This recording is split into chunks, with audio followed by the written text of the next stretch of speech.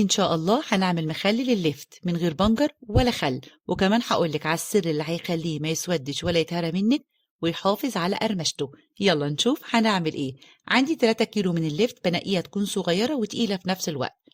هقطع كده العروق، ولو حابة تملحيها ملحيها، وأقشر بقى أي حاجة فيها بالشكل ده. هقطعها قطع تكون سميكة شوية مش رفيعة. جهزي بقى طبق واسع. طبعا مش هملح على طول، لا ده أنا هضيف له معلقتين كبار من الملح،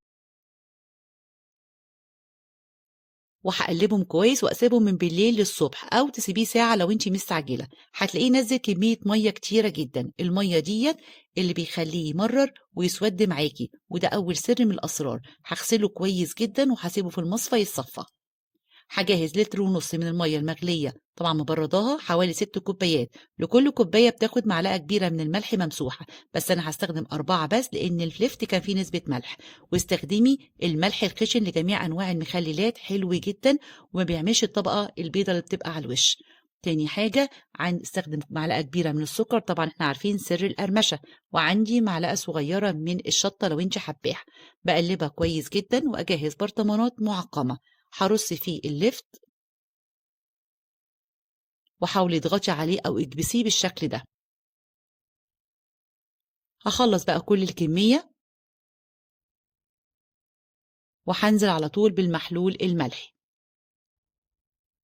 واهم خطوة عندي، ما تستخدميش خل لأي نوع مخلل، ديت نصيحة مني، ما تستخدميش خل لأي نوع مخلل لانه بيهري المخللات. لو عايز تقعدي المخلل فترة طويلة ما تستخدميش فيه خل. طبعا انا مش عاملاه للاخر لان لسه اللفت هيتفاعل وهيزيد حجمه المية بتاعته. هقفله كويس جدا. طبعا عندي غطا هنا محكم، لو انتي الغطا بتاعك مش محكم جيبي كيس نايلون اقفليه كويس جدا بيه زي ما انتوا شايفين. هسيبه كده حوالي 5 ايام، ومن وقت للتاني بقلبه بالشكل ده. شايفين بقى اللون بعد 5 ايام؟ ما شاء الله حلو جدا. شايفين بقى اللون من غير ما نضيف بنجر ولا خل ولا اي حاجه. طبعا شهر 12 ده الموسم بتاع اللفت، يعني اللفت بيلون لوحده، بيديكي اللون البامبي، اللون الحلو البينك ده. وشايفين بقى القرمشة بتاعته حلوة جدا. ولو عجبكم الفيديو ما تنسوش الاشتراك في القناة وتفعيل الجرس، وسيبولي تعليق حلو. سهل وبسيط، والموسم بتاعه اليومين دولت حلو جدا.